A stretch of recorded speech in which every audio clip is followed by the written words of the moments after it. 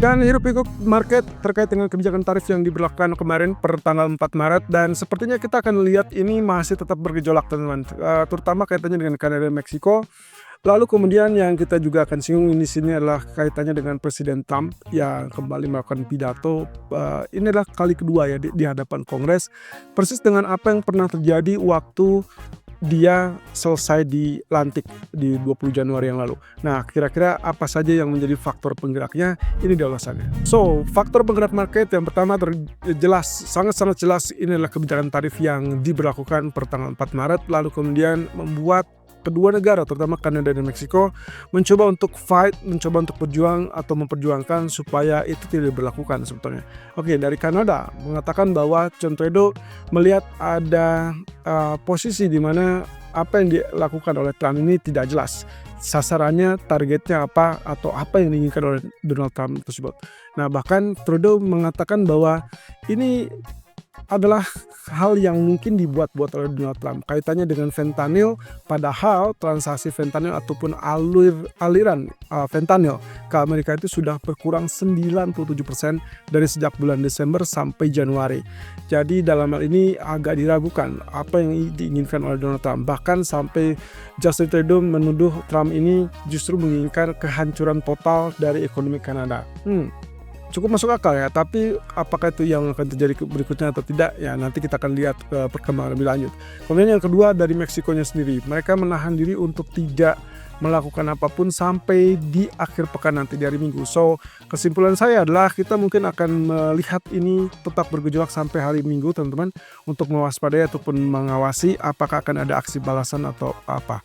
Sementara kalau dari China sendiri sebetulnya sudah lakukan aksi balasan dengan tarif dikenakan 15%, lalu kemudian ada tambahan lagi 15% untuk beberapa komoditi dan juga barang-barang yang memang diimpor dari Amerika. Nah, tentunya ini akan jadi seru dan juga ketidakpastian yang bergejolak gara-gara kebijakan tarif. Tapi satu sisi, dari pihak Amerika sendiri, Menteri Perdagangan Lutnick mengatakan bahwa kemungkinan Trump bisa saja menghapus atau menunda kembali kebijakan tarif untuk Kanada ataupun Meksiko. Wow, ini berarti ada denial ataupun negosiasi mungkin ya, yang mungkin akan meredam itu semua, atau ini adalah upaya dari Lutnick untuk meredam kekhawatiran market, karena memang dampaknya juga tidak bagus kepada pasar saham Amerika yang notabene mengalami penurunan sangat signifikan.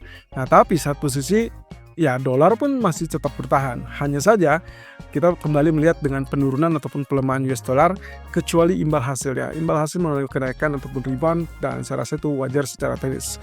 Nah, kemudian kalau misalnya kita perhatikan lagi dari perkembangan geopolitik, setelah diancam, setelah di ultimatum, lalu kemudian dieksekusi dengan mengatakan bahwa tidak ada bantuan militer untuk Ukraina, sepertinya Zelensky mulai ketar-ketir dan akhirnya dia mencoba untuk merayu Donald Trump dengan mengatakan bahwa dia siap untuk menandatangani atau penandatanganan proses untuk kesepakatan mineral dengan Amerika.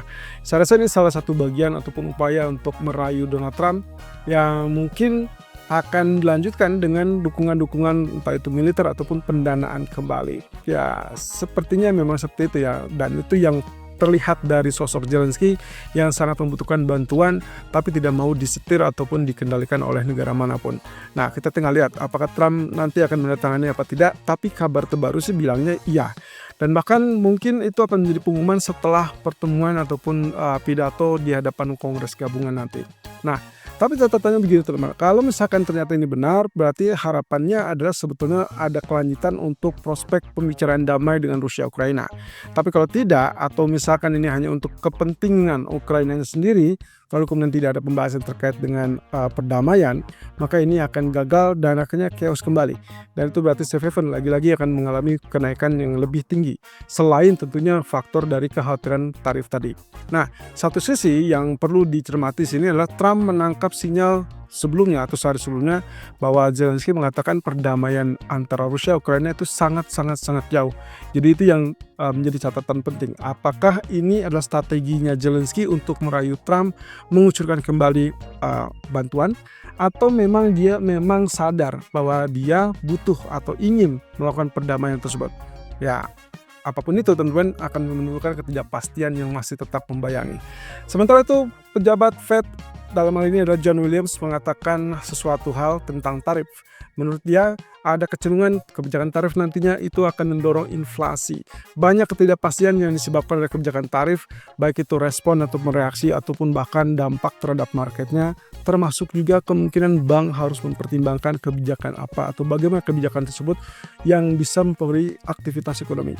Ya, pada dasarnya tidak ada hal yang baru ya dari pejabat Fed ini ataupun pernyataan pejabat Fed. Intinya Fed masih tetap harus wait and see, mau tidak mau mereka harus tunggu. Walaupun kabar bagusnya kita sudah lihat US Treasury Yield atau imbal hasil Treasury yang konon katanya menunjukkan kondisi suku bunga real jangka panjang terutama itu akan menunjukkan ada potensi untuk penurunan suku bunga lebih lanjut dari bank sentral. Nah, tapi dengan kondisi dan keadaan kebijakan tarif tersebut yang notabene akan dikhawatirkan memicu inflasi sehingga mereka mau tidak mau harus menunggu terlebih dulu. Intinya adalah Jumat ini kita akan dengarkan atau kita lihat dari data pekerja ya atau non farm payroll. Kalau misalkan antara data non farm payroll atau inflasi mana duluan yang lebih cepat turun, itu yang akan menjadi faktor ataupun alasan bertindak. Tapi kalau misalkan keduanya masih tetap kokoh atau solid, maka itu tidak bisa dilanjutkan ataupun dilakukan tindakan lanjut. Nah, hal ini berarti kaitannya dengan kebijakan bulan Maret nanti FOMC kemungkinan masih akan tetap mempertahankan suku bunga acuan, belum ada kondisi untuk melakukan pemangkasan. Nah, tapi setelah tadi malam hiruk-pikuk dari apa yang terjadi pada pasar yang bereaksi terhadap kebijakan tarif, ternyata ada kecenderungan Fed Watchers menunjukkan ada ekspektasi penurunan suku bunga lebih besar atau lebih tepatnya mungkin lebih banyak ya. Dot plot di bulan Desember itu menunjukkan hanya 2 kali di tahun 2025, tapi Fed Watcher itu menunjukkan ada peningkatan menjadi 3 kali 25 basis point. That means ada kemungkinan potensinya kita akan lihat mungkin setelah bulan Maret ini kita akan coba lihat dot plot terbaru, kemudian nantinya akan ada gambaran kira-kira 2 atau 3 kali. Ya tentunya kalau misalkan ternyata menjadi 3 kali itu akan sangat-sangat positif dan kondusif untuk saham ataupun bahkan untuk emas. Terutama untuk emas tentunya di lingkungan yang positif ataupun di lingkungan yang menunjukkan dukungan kepada suku bunga penurunan, itu berarti kita akan dorong atau kita akan lihat emas akan terdorong kembali naik. Nah, jadi kita tinggal tunggu teman-teman beberapa data tentunya yang harus memicu. Salah satunya nanti malam adalah data EDP. Oke, sementara dari pertemuan tahunan China, kabar bagus, kabar positifnya adalah seperti yang terlihat dari Hang Seng yang sudah bergerak naik ke 23.400 kembali. Ini salah satunya dengan optimisme ya yang dilihat oleh pasar adalah optimisme dari pemerintah China yang mengkonversikan ataupun menargetkan pertumbuhan atau proyeksi pertumbuhan 2025 itu di sekitaran 5%. Kenapa ini dianggap sebagai optimisme? Karena tahun lalu juga mereka menargetkan di 5% dan yang tercapai juga 5% ya atau mendekati 5%. Jadi mereka dengan mencantumkan target pertumbuhan yang sama ataupun mendekati 5% kemarin, berarti dianggap bahwa mereka cukup optimis akan tercapai. Bahkan 5% kemarin pun itu sudah unbelievable ya, karena di detik-detik terakhir tercapai saat pengumuman di bulan Desember dan awal Januari. Nah, sekarang kita akan lihat di sini potensi yang berikutnya adalah inflasi. Target inflasi mereka turunkan dari 3% menjadi 2% dan itu dianggap relevan dengan situasi saat ini. Ya, kita tahu bersama bahwa Cina ini sedang berusaha mencoba untuk membangkitkan kembali tingkat permintaan domestik supaya nantinya inflasi mengalami kenaikan. Nah, yang itu yang belum kita lihat, termasuk juga apakah nantinya Bank Sentral akan turunkan suku bunga. Kelihatannya mereka agak berat untuk turunkan suku bunga untuk mengantisipasi supaya tidak ada arus dana keluar atau arus modal keluar. Nah, ini yang coba dicegah. Tapi satu sisi ada kemungkinan untuk memangkas triple R atau reserve requirement ratio, tapi tidak jelas kapan waktunya. Dia cuma menyebutkan akan ada pemangkasan tepat pada waktunya. Nah, kemudian juga kaitannya dengan stimulus fiskal, akan ada intensitas yang lebih intens tentunya terkait dengan kebijakan fiskal tersebut, lebih proaktif, lebih solid dan lebih kuat tentunya, dan itu yang akan juga memberikan jaminan bahwa apa yang dilakukan oleh pemerintah China itu kaitannya dengan pertumbuhan ekonomi. Nah, jadi untuk menargetkan ke 5% itu berarti optimisme mereka mencoba untuk mengerahkan semua kebijakan tersebut untuk mendukung target pertumbuhan tersebut. Ya, tentunya ini akan menjadi hal yang positif dan saya rasa siap-siap saja Hang Seng mungkin akan naik lebih lanjut. Oke, untuk ekonomi kalender untuk hari ini diawali dengan data sore hari. Kita akan lihat PMI service dari zona Eropa dan juga Inggris. Perhatikan datanya yang relatif diharapkan ada penurunan tapi tidak terlalu signifikan ya. Tapi ya kalau misalkan kita perhatikan semuanya angkanya di atas 50. Artinya secara basis fundamentalnya secara ekonomi ya mereka masih relatif agak bagus lah atau lebih kuat. Tapi kalau penurunan pun dianggapnya penurunan yang ya bisa dibilang penurunan singkat.